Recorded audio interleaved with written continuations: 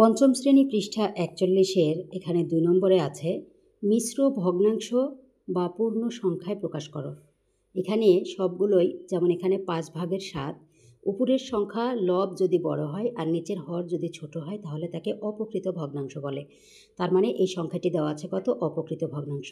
এখানেও দেওয়া আছে ৪ ভাগের এখানে ৮, তার মানে এটাও কি আছে? উপরের লব বড় আছে আর নিচের হর ছোট, এটাও হচ্ছে অপকৃত ভগ্নাংশ। এটাও ৭ ভাগের ২২, এটাও বড় আর নিচেরটা ছোট, তার মানে এটাও অপকৃত ভগ্নাংশ। সবগুলোই অপকৃত ভগ্নাংশ দেওয়া আছে।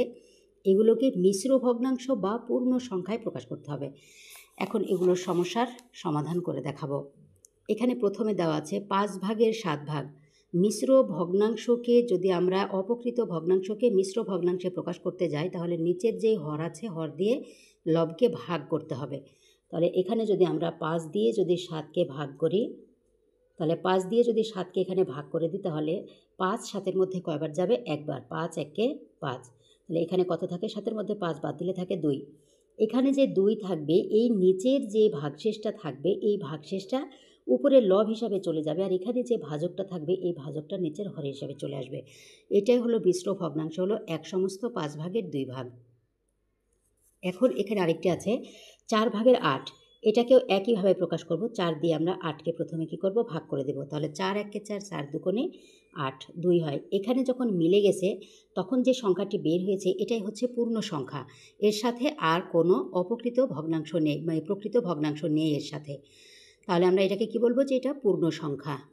এখন পরেরটি বলছে ৭ ভাগের ২২। এটাকে আমরা ৭ দিয়ে প্রথমে ২২কে যদি ভাগ করে দেই, ৩ ৭-এ ২১ আর ৪ ৭-এ ২৮, ৪ বাদ দিলে বেশি হয়ে যায়, আমরা এখানে দেব ৩ ৭-এ ২১।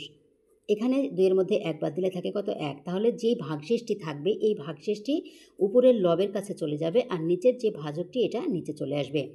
তাহলে এটা কত হলো? ৩ সমস্ত ৭ ভাগের ১। এই পূর্ণ সংখ্যায় এই মিশ্র ভগ্নাংশে সবসময় এটা সমস্ত হিসাবে থাকবে আর এর সাথে একটি প্রকৃত ভগ্নাংশ থাকবে। প্রকৃত ভগ্নাংশ হচ্ছে উপরের সংখ্যা ছোট এবং নিচের সংখ্যাটি হচ্ছে বড়। তাহলে এটা কত হয়েছে? এর উত্তরটা হবে ৩ সমস্ত ৭ ভাগের ১।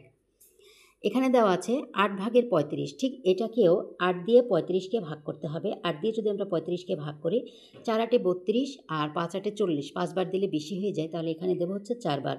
৪ ৮-এ ৩২, ৫-এর মধ্যে ২ বার দিলে থাকে হচ্ছে ৩, ৩ দিনে মিলে গেল, বামে শূন্য বসে না। তাহলে যেহেতু এখানে ভাজকের থেকে এটা ছোট, তাহলে আমরা কী করবো? আর তো ভাগ যায় না, তাই এটাকে কী করব? নিচের যে ভাগশেষটা থাকবে এই ভাগশেষটা সবসময়ের জন্য লবের কাছে চলে যাবে আর ভাজকটা সবসময় হরের কাছে চলে আসবে। তাহলে কত হলো? ৪ সমস্ত ৮ ভাগের ৩। এটা উত্তর। এখানে দেওয়া আছে ১০ ভাগের ৪০। এটাকে আমরা প্রথমে ভাগ করব। ১০ দিয়ে যদি আমরা ৪০কে ভাগ করি,